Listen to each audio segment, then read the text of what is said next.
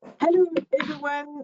Welcome to this webinar with Corinne Lepage and Maximilian Müller. We are very happy to share today some thoughts about the CSRD reports that have been published as part of the annual report campaign on 2024 data. And what we wanted to share with you is what we can see as key benefits and first trends from three perspectives. So the high-level strategic perspective that Corinne will share.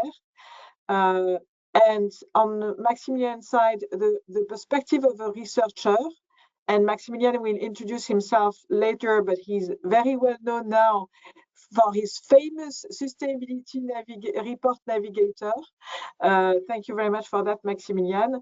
And on my side, from a consultant perspective, I will share a deep dive on some to give some examples of what we can see precisely in those new CSRD reports.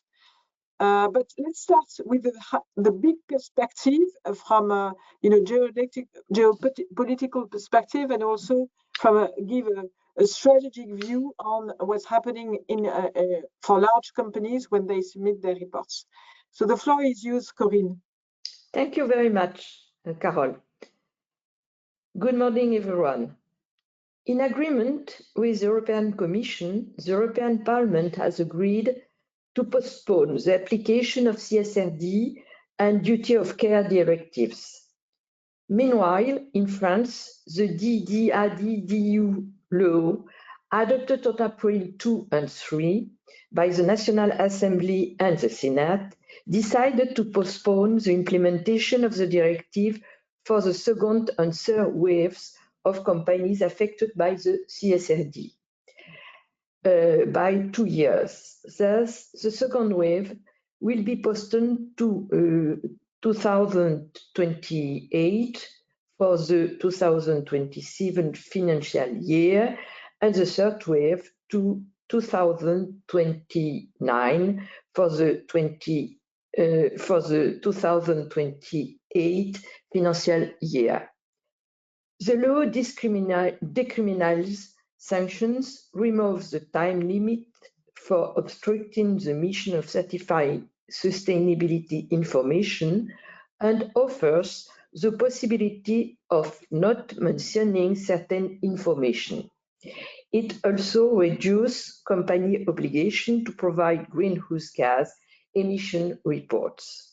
And yet, the CSRD remains a particularly useful exercise for companies, and the first sustainability reports that have been published bear witness to this. The advantages of the CSRD are first of all advantages for the company that carries it out, but are also advantages at the intra-European level. Finally, in the current particularly uncertain context, and in view of the efforts made by China, this represents a long-term advantage for the European company and European economy. First of all, it is an advantage for the company that does it. The sustainability actions implemented by the leading CAC 40 companies demonstrate the value of dual materiality. In this regard, Stellantis offers a particularly interesting example. For each sustainability topic, it indicates its position in its value chain, the type of negative or positive impact, as well as the type of financial materiality, risk, and opportunities. It specifies whether the impact is current or potential, the time scale related to this impact, and finally, it highlights the thresholds applied to discriminate material subjects from those that are not. Some companies have even gone beyond the sustainability topics proposed in the thematic ESRS, addressing subjects such as cybersecurity, health, nutrition, or even bioethics, as is the case for Sanofi. The role of stakeholders is also highlighted, as this demonstrates that the companies that have carried out their CSRD and their sustainability analysis have made it a real strategy and forecasting tool, and not a simple reporting exercise, which clearly underlines the whole interest of the exercise.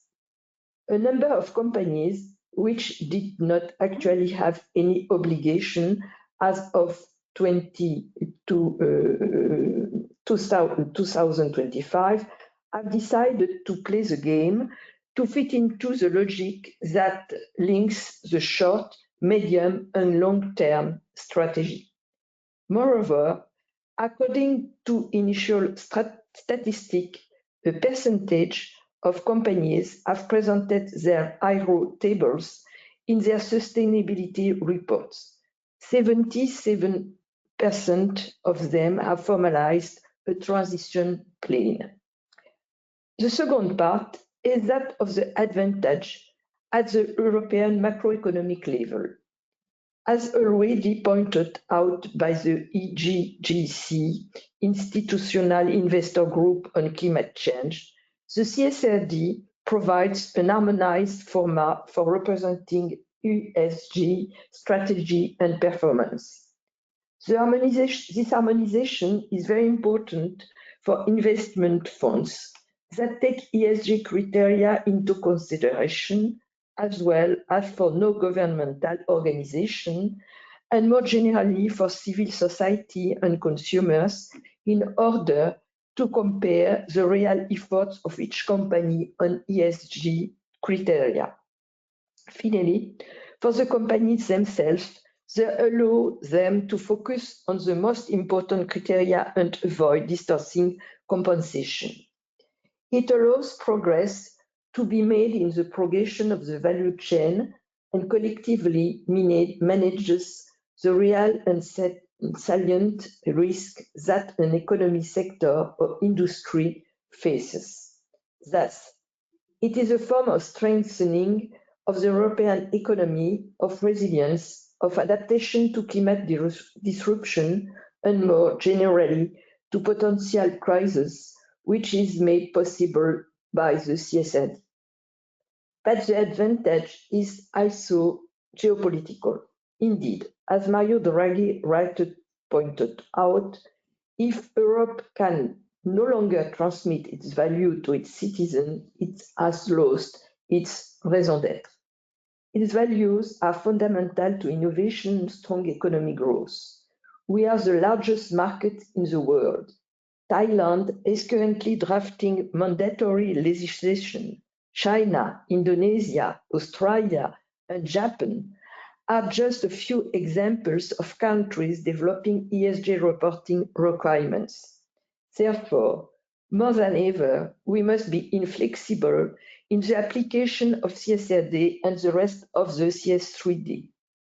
As indicated in the joint investor statement on the legislation of 4 February 2025, by requiring the disclosure of impact and activities aligned with the Union taxonomy, the CSRD will enable investors, not only European, to better identify and assess projects and solutions likely to have a positive impact on the environment. By 2024, European companies will have already declared a total of 440 billion in taxonomy-aligned investment expenditure. At a time when American policy seeks to ban reference to climate change, suppress studies on the subject, cut funding allocated to climate and environmental issues, and even eliminate a number of dedicated administrations, Europe can have a major asset in the medium and long term, and even in the short term, by strongly asserting its values and by compelling American companies wishing to enter the European market to comply with the same obligation. Thank you very much. Thank you very much, Corinne. I think this is a very good beginning on this CSRD topic, which is very often taken, as a topic of difficulties and costs and whatever. And thank you for sharing the large picture that yes, it can be used as a strategic tool for companies, and it is definitely a way for European countries to demonstrate that they are strong on their values and tend to blend economy with the possibility to live a life in line with the planetary boundaries. Now let's deep dive on more that research perspective that I was talking about, and see, from the the numbers of CSRD reports that are now out, what kind of first takeaways we can do. And Maximilian Müller, if I may, could you introduce yourself and also a bit introduce your research work, which is going to span over many months and even years. And I find this in itself very interesting. Floor is yours, Maximilian. Thank you very much. It's a great pleasure to be here with you. As you pointed out, I'm part of a research group that is called the Sustainability Reporting Navigator, and our role is basically, or the role that we see for ourselves, is to provide neutral evidence for the debate to see what actually happened as firms adopted the CSRD to the information environment, to transparency at large in the European Union. And I will now share with you a couple of first insights that we gleaned from the first 100 reports that came out. We have continuously collected the reports collaboratively with the community. So there's a spreadsheet where everyone can enter new reports. We check them and then we enter them, allowing for benchmarking and also a search within the reports. And our plan is to also launch a large study on the first wave of companies once everyone has reported, and also to benchmark those firms not only against what they have reported in the past, but also relative to non-European peers, to understand the extent to which Europe is really taking a leading role here when it comes to sustainability transparency. So in the following, I will benchmark those firms relative to what they reported on in 2023. And as you can see here in the first figure, the CSRD reports are substantially longer. So recall in 2023, this is the same 100 firms, but their 2023 sustainability reports, which we then compare to their 2024 reports. And you can see just the sheer number of pages increased by 47%. And then you might wonder what is included in these pages. Well, there are a lot of words, a lot of text, a lot of qualitative disclosures, narrative disclosures that are very important to characterize both the impacts, but also the risks and opportunities attached with a given business model. And interestingly, what we found is that the words increase even more strongly. So you can see 68%. So in turn, if you put these two together, you could conclude there are more words per page even, right? So the information density increases. It's not just the sheer volume, but it's also really, really more content. And so if we now move on to a second dimension that we use to characterize that increase, we have used a topic modeling approach in order to understand in which particular areas are we getting more transparency. And so what you see here on the right-hand side are those ESRS standards that Corinne also referred to. Those would be the topics like climate change, pollution. The green ones are the environmental topics. The red ones would be the social topics, and the orange, yellow ones would be the governance topics. And what we see across the board is that in both in environmental and social, but also in governance, we see a relatively strong increase in content devoted to these particular topics. Interestingly, we find the largest increases in those one standards, so E1, S1, and G1, or governance-related disclosures. And so I think that is consistent with the notion that for many companies, climate change, but also obviously the own workforce is a highly material topic. And this is where we see in absolute terms the strongest increases. There are also increases in other areas, such as biodiversity, for example. But what we have noted is that, for example, a topic like affected communities actually in many reports doesn't get as much attention as other social topics. But that is also because some of the social standards, they don't yet contain metrics. So they only force companies or ask companies to disclose qualitative information. So we see, I think, an increase along most of the ESG topics, but particularly pronounced for climate change and own workforce. So if we now take a different lens, if we now compare across those 100 firms, which ones had seen the strongest increases?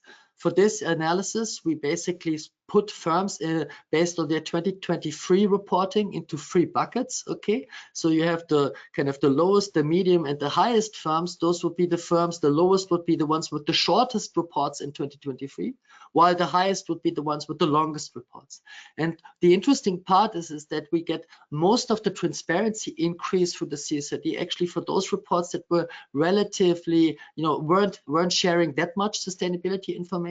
And I think that is somewhat consistent with the notion that, for some firms, you need to push them a little to become more transparent regarding the sustainability issues. And I think that is also consistent with the notion, right, that, identifying impacts, talking about impacts, for some, this is a journey where they now are starting. And then I think it is a natural next step for them to think about, okay, now that we have identified those impacts, how can these be used for our risk management, but also how could they potentially result in opportunities.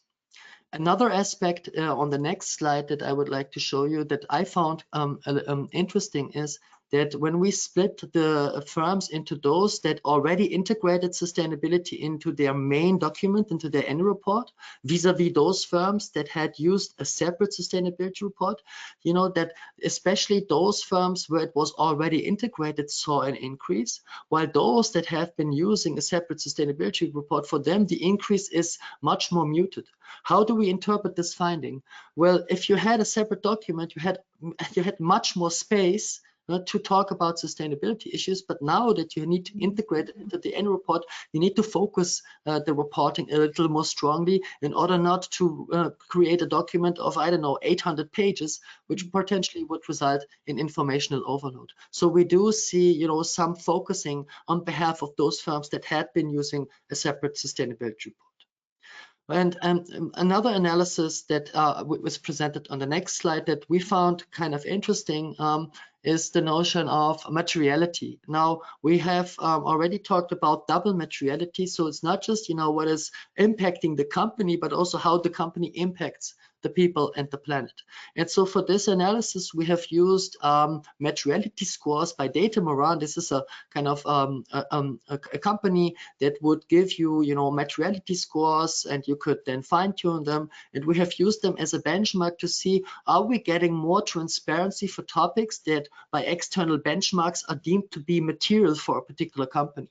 And as you can see here, we see a much stronger increase in the words devoted to topics that are deemed to be material as opposed to those that are not deemed to be material. So that suggests that that materiality filter actually sort of worked in that firms are increasing transparency in areas that also outsiders would deem to be material. So the materiality assessment has been criticized a little because, it's largely discretionary and conducted within the companies, but it seems that on average that process has at least worked, even though I would like to add that if you compare some firms within a given industry, you do see sometimes inconsistencies. So you still have this problem that when companies were conducting their materiality assessment, they had little benchmarks, right? But now, and this is maybe also where our platform comes in, now that benchmarking is much easier, and this is why we expect a convergence over the next 1 or 2 years in the kind of topics that at an industry level will be reported on by the major players. So let me conclude our analysis with trying to characterize these new reports along several dimensions. Some of them you might find a little abstract, but I will give it a try to explain them to you as best as I can. If we start on the left-hand side in the top, you see a measure of textual sentiment. What does this mean? Well, we're basically counting positive and negatively connotated words, okay? And so what we see is that even in 2023, we had a somewhat more positive sentiment than the one that we observe in 2024. How do we interpret this? That doesn't mean that the reports are now super negative. It just means we are getting a more balanced discussion of sustainability issues, consistent with the notion that you now also talk a little bit more about impacts, and maybe it's a little more honest, or at least at least you're also talking about it in a balanced way. If we move now to the right, the count of numbers, you can see this is largely unchanged. So it is not that we are getting a massive push in new numbers. So our interpretation of this is that maybe firms are now focusing on different definitions of the numbers. So the ESRS is a standard, right? A standardization, and that also means that if you previously reported on a KPI that you defined a little differently, that now you might have just transitioned to a new definition. On the top right, you see that the number of tables has increased. And so the number of tables basically is, I think, from a reader's perspective, from a user perspective, this is appreciated because tables usually help you to get a picture or a structure of a topic. But please note that the tables here do not always contain numbers. The tables would also oftentimes be used to list impacts, risks, and opportunities for a particular topic and or the disclosure requirements. Now focusing on the bottom row, one very striking result is that the standardized wording, that is more and more firms use the same terminology. This measure is going through the roof, which is very consistent with the notion that now we are adopting a common language to talk about sustainability that didn't exist before. Interestingly, however, if you adopt that common language and standards, that is also a challenge for reading difficulty. So if we use normal measures of reading difficulty, we see that it increases. What does this mean? It means we get a little more complex sentences, more complex words, which is very consistent with the notion that it is in part now also more and more a compliance exercise because it's also assured and in some countries also enforced, okay? And the final part that I would like to share with you is that the number of images has also decreased. So how do we interpret this collectively? I think we are now seeing a kind of sustainability reporting that converges towards what we know from financial reporting. It's more standardized, it's maybe a little more technical, but it's like from a professional perspective, it is at a more professional level. So we have less pictures and stories, if you might say so, and it's more focused on the facts, and that I hope will also fuel the sustainable finance channel of trying to transform the economy. So those were some of the insights that we generated with our research. If you have questions, feel free to reach out. Check out our website. It's a public good, okay, so everyone can use it. And thank you once again, Carole and Corinne, for the opportunity to share the research here. Very impressive, Maximilian. Thank you so much.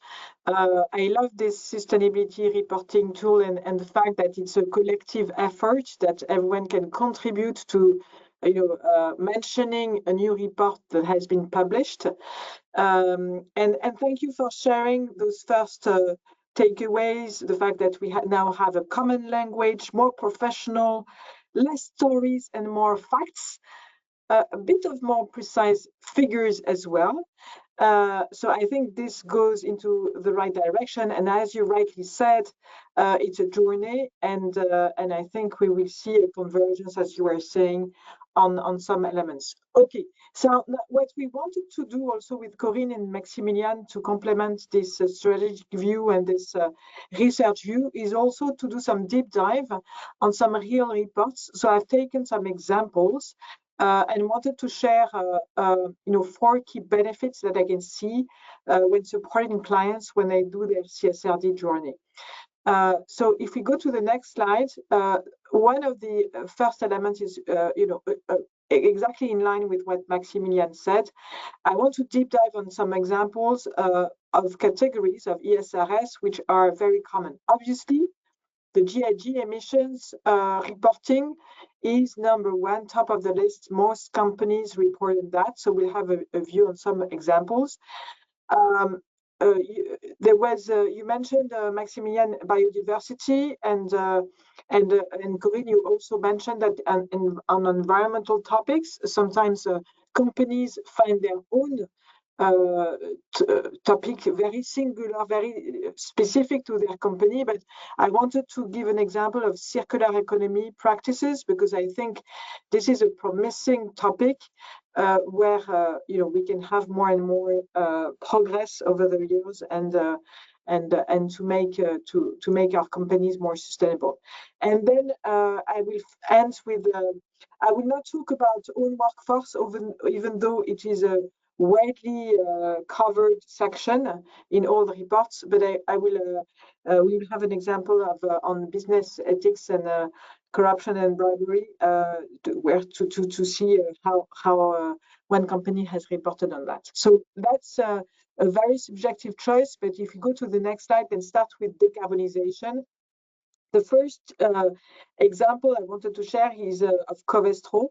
So in the chemistry sector, and what I wanted to share first of all is that you can see that they report in this logic of sharing. What does it mean in terms of impact, risk, and opportunity? So here they said obviously that there is a negative impact that they are creating. Because their production in chemistry, they depends on fossil fuels.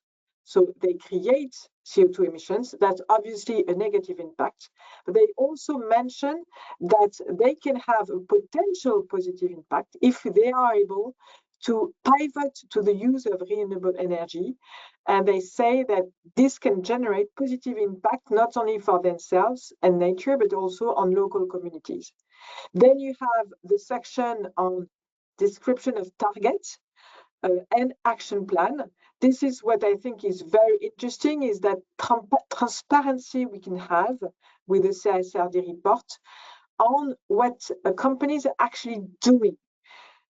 So, for example, Covestro, they mentioned that they switched to more sustainable power supply, that they switched to renewable heating, that they do some efforts on their production processes, and they leverage a circular economy and a raw material transition to contribute to the decarbonization.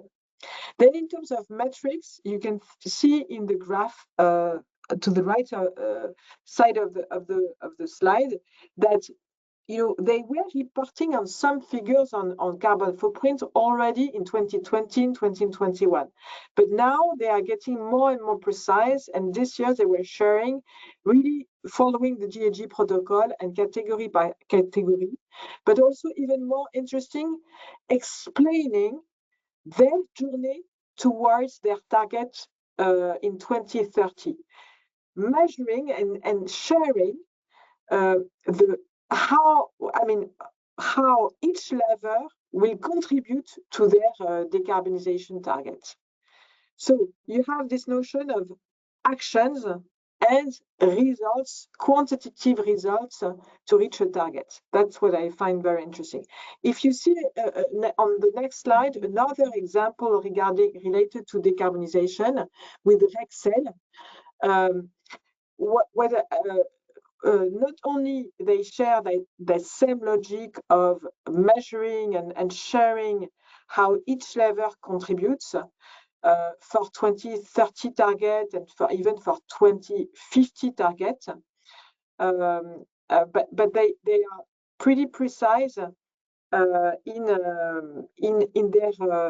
way they report in absolute value and also in intensity across scope 1, 2, and 3. Obviously, for Quels, decarbonization is not only for themselves, but they obviously mention as a potential positive impact the fact that they can themselves contribute to sustainable, to making the sustainable future possible, thanks to a range of products to produce lower GHG emissions electricity. And so this shows how it can, in the CSRD reports, you can see that companies are thinking about the way to show their products and services that contribute to this overall sustainable transformation. So that goes to, that is very much aligned with what Corinne has pointed out, the fact that this CSRD can be a strategic exercise also to highlight the value, the sustainability value of the products and services of the company. Now, if we move to another section beyond the environmental section, but still, apart from carbon and circular economy, that's an example from Sanofi, where you can see that beyond carbon, you can see some precise targets and metrics and explanation around action plans, for other environmental topics. So circular economy, that has many subtopics. One of them can be waste management.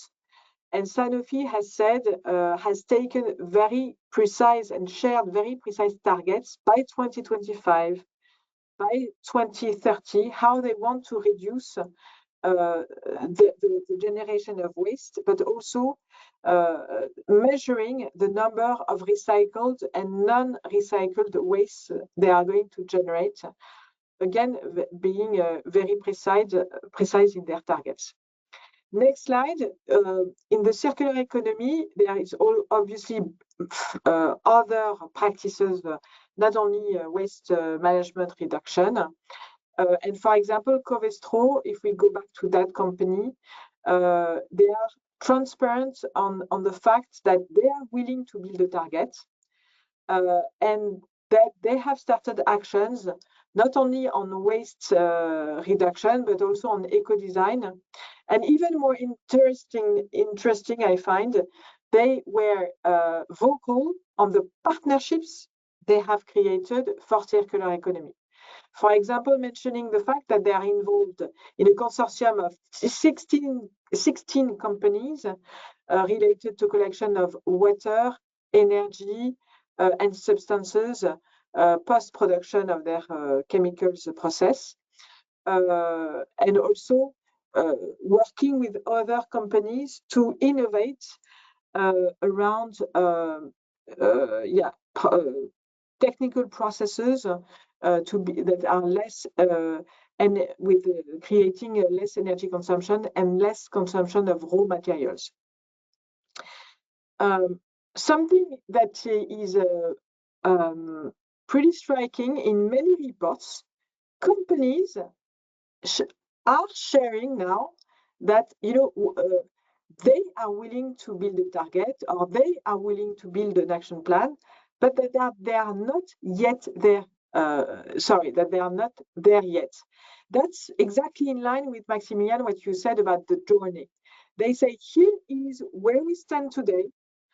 We want to go to that level of building a target precisely on eco-design practices, precisely on reducing our raw materials, but we start with actions, with first initiatives, and then progressively we will increase our maturity. So it really shows that CSRD logic of asking companies to be precise on where they stand, I think it works, and I think it's a great matter of credibility for the whole topic of sustainability. Less stories, more facts, and facts related to really the reality on the ground of what is happening or not yet happening in companies. If we go to the next slide, so now beyond environment, we can go to governance. Governance, I wanted to talk about business conduct policies and take the example of caring. First of all, what I find interesting is the way Kering has described the impact, risk, and opportunities related to business conduct. They were saying it is critical for us because there is a risk, if there is a big risk of failure, if we fail to comply with our own group ethical principles, then it can jeopardize our long-term future. Because of the trust that all stakeholders, customers, employees, shareholders, trading partners, put in Kering in relation with, in this luxury industry, the excellence of each and every part of the company processes. And this applies also to business conduct. And so Kering is saying, this is a strategic risk for us, and we need to be very precise on our targets and our action plans. And so they've set targets related to the training and reminding 90% of their employees each year about their ethics, fraud, and corruption policies. They were also very precise in where they stand today, and mentioned, as you can see in the graph in the right corner of the slide, that there were 18 identified violations of the Code of Ethics in 2024, and they shared some precise elements about what types of violations are we talking about, between fraud, between discrimination, and so on. And also precise across their geographies. And in terms of actions, they're described the way their compliance, what their compliance program encompasses, with, for example, a network of compliance officers, obviously with training programs, and mentioning the various elements about anti-corruption, money laundering, sanctions, human rights, and ethics related to competition management that is embedded into their code of ethics. So Maximilian, you mentioned the fact that more with those reports, benchmarking is more and more possible. That's, I think, an example of a topic, business conduct and ethics and compliance, where we can actually see what from one company to another we can the differences and how companies are tackling this topic. So if we summarize in the next slide, what I want to say is that also when talking to companies and when reading the reports, what I find very interesting is that they have talked a lot about the process itself, the CSRD project taken as a project, what it has brought them. And even the first company in Denmark that was the very first to report, Netcompany, then explained how they managed this CSRD project. First of all, mentioning that it was a unifying project, that all business lines, business units, functions contributed to this analysis of double materiality, the identification of impact, risk, and opportunities. So that's also a key benefit of such an exercise of double materiality is within the company to mobilize around that sustainability topic and give the mic to the various teams that can contribute. And you know how human beings are. Whenever they contribute, they are even more interested in the topic. Second key learning is about stakeholders. So in the double materiality assessment, as Corinne rightly mentioned as well, you have to share with, ask your stakeholders, your customers, but also the financing institutions, the private equities of this world that contribute to your financing. You have to ask them what they expect from you, what they value in terms of sustainability actions and measures. So this exercise enabled to create stronger links with those stakeholders, internal stakeholders as well, I already mentioned. And in the end, it enables companies to make sure that there is no elements that are set aside when considered important for their stakeholder. And so I take the example of one company, that has taken the time to ask to their customer, okay, how are you going in the future to rate my performance? Is it only on price? Is it only on technical capabilities? How do you see sustainability? And now, thanks to this CSRD analysis they've done, and they are very precise on how the customer will, moving forward, take also sustainability performance and ESG performance in the assessment of the RFP response and so on. Third element, a more relevant ESG strategy thanks to double materiality.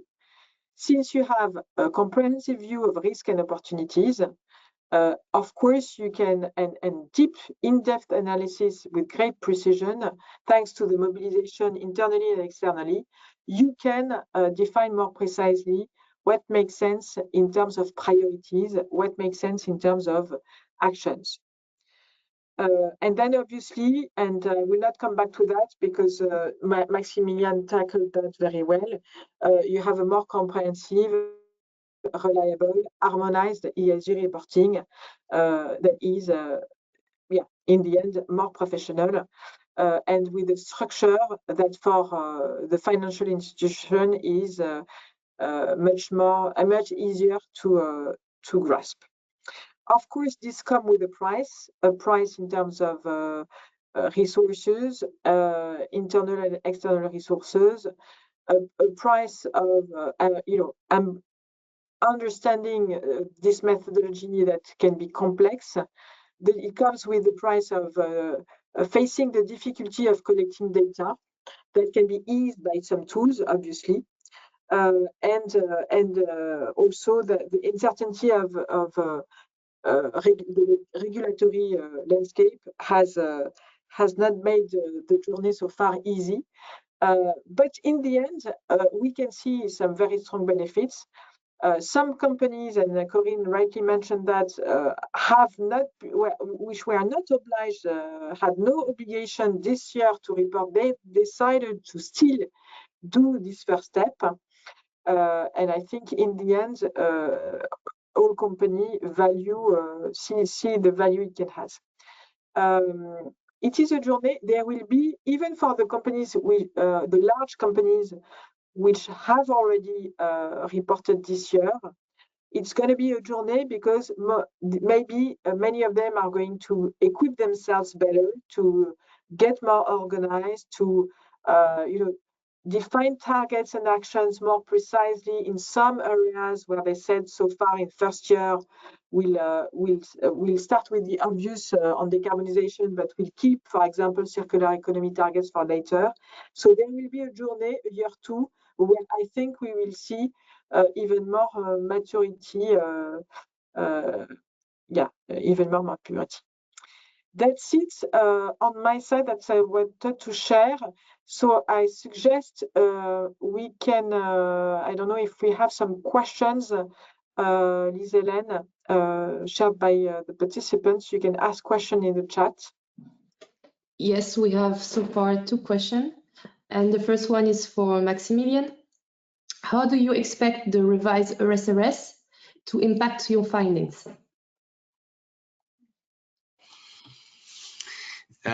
So it's a great question. I think what we hope to do is to first that our findings impact the ESRS revision, so that the way how the ESRS will be restructured is kind of based on some empirical grounds. But I guess what we will see is, I think they want to somehow reduce the number of data points. It is not clear how best to do this, how to prioritize, what are core data points.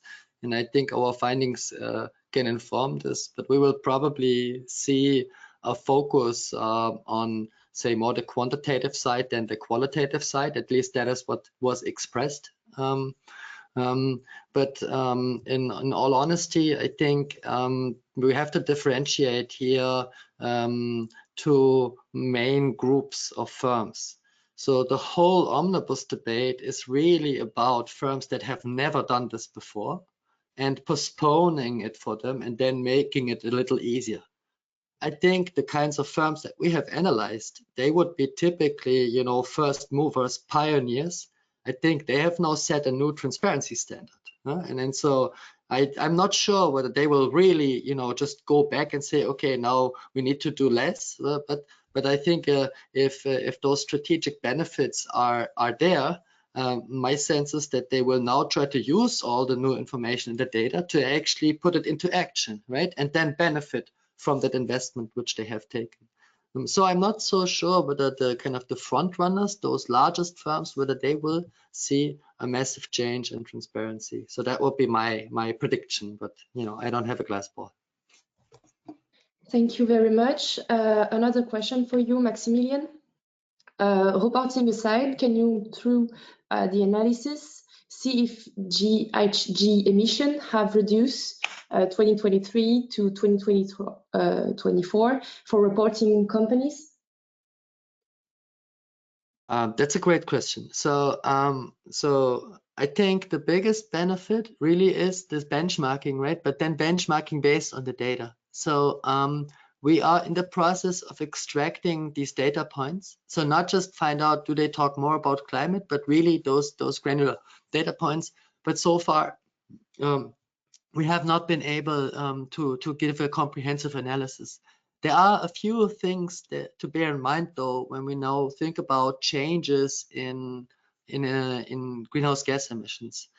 What we have seen is that 30 to 40% of the firms make a restatement of their emissions. A restatement basically means they are changing their 2023 emissions because when reporting in 2024, they have significantly adjusted the methods with which they measure emissions. We interpret this change in methods as an improvement in quality. For some firms, that might mean that their emissions now go up because they more comprehensively measure the emissions along the value chain. For others, the estimation might have become more precise. So a case in point here is Novo Nordisk. Their emissions have reduced by 50% because they are now using more precise measurement. So that, I think, shows us that, you know, given that most of the emission data in the value chain is still reliant on some estimation, the year-over-year changes need to be interpreted with a lot of care. What we also have collected and are tracking is an increasing trend to use primary data. That is to not just estimate those value chain emissions, but actually get the data from your suppliers and or your customers. And so I think rather than try to see whether emissions went up or down, I think let us first appreciate the significant improvement in quality. And if that kind of persists into the next years, I think then the changes year over year will be more meaningful. I hope this helps. And I can complement that. Yeah, I can see that some of my clients, they have done exactly what you have done, what you have mentioned, Maximilian, moved away from the very high level spend-based type of calculation methods for carbon footprint and try to gather some data to be able to adopt that physical based. For example, it's very true, for example, in procurement, for your large, if you are buying some metals or cement or whatever, maybe you are able, and this represents a very high volume part of your carbon footprint, scope 3 upstream scope 3 carbon footprint. You might want to turn for this part to the physical based methodology, and then you have to re-baseline your previous calculation so that it's still comparable. But what you gain is a better understanding of your levers, and even more importantly, a better way to track results of the various actions. Because if you stay too high level in terms of methodology for carbon footprint, you might do some things for good, but not have a precise enough measurement to be able to track, to see in this measurement the result of your actions. Yeah. So I think I agree with you, Maximilian. We can see companies are now more mature in the way they assess their carbon footprint. And when I shared the two examples of the companies, what I like the most is when companies describe precisely their roadmap, being able to show each lever how it will help reduce the carbon footprint. And a quick reaction from someone that said that that's a great point. Maximilian, I work at a real estate company and we had changed the GHG calculation method in 2024. So we had to also change 2023. So we will compare the numbers, and we changed the method because of increased granularity in data collection. This will be needed to understand one company's emission between companies. And there is also two more questions, maybe for Carole. Can you somehow in each of your analysis see what the CSRD have led to extreme cost or administration burdens that the critics of CSRD mentions? Yeah, so it's true that in particular, many large companies have spent a lot of money to mobilize internally the various people able to give some data and even more write some qualitative description of plans and actions and so on. And they've spent a lot of money also for the audit. I think auditors, they kind of were very harsh on this first analysis, because I guess also they had a ramp up to do for this first year. Nevertheless, I want to mention two things. First, there are many ways to implement a CSRD. And of course, it's less costly if you have already invested in some tools to help the data collection. If you have already invested, if you already have created the description of your code ethics policy and whatever, then you can reuse some text that exists somewhere in the company.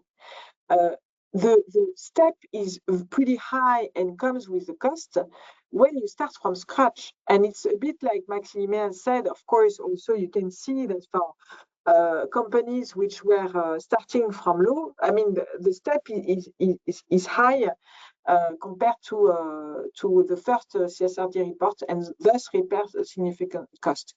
But you can do that step by step. You can decide to report only on this number of KPIs or this number of categories for the first year, explain that it's work in progress, and then keep for the second year or the third year some elements. I've seen some examples where companies say, okay, this we will take for later, or this we have not set a target yet, or we haven't defined an action plan yet. We know it's something that we want to tackle in the future years because it's gonna become more and more material, or we want to tackle more and more material topics. But so yes, it can come with a high cost. It has come with a high cost sometimes, but there are several ways to do the CSRD project. You can be supported by tools, and you can create a roadmap also to plan the work over several years. Just one word. I agree with Carole, because I think that the concept of step by step is very important. And for this reason, it's too important for the firm which are not obliged to prepare the CSRD before 2 or 3 years to begin and to have a first CSRD plan and a second, and at the moment where it is an obligation for the firm, she is prepared to have a CSRD with cost not too expensive, because the data are prepared, because the firm has begin and know how to do. And for this reason, I think that the concept of step by step is very central, very crucial. Yeah. And the return on investment, because the cost comes with a value. And again, there is a huge value in mobilizing the teams internally around sustainability, in sharing with the customers how you are impactful with your products and services, or your processes and so on, how you have put under control your ethics and compliance. So again, I mean, I will not repeat what I've already said, but the cost comes with benefits that are very tangible and can be really part of the strategy of the company, of the strategic elements of the company. Yeah. And to complete everything you just said, there is a last one question. In their reports, have any companies already focused on their financial or economical benefits due to their CSRD strategy? It was more, I mean, I have not read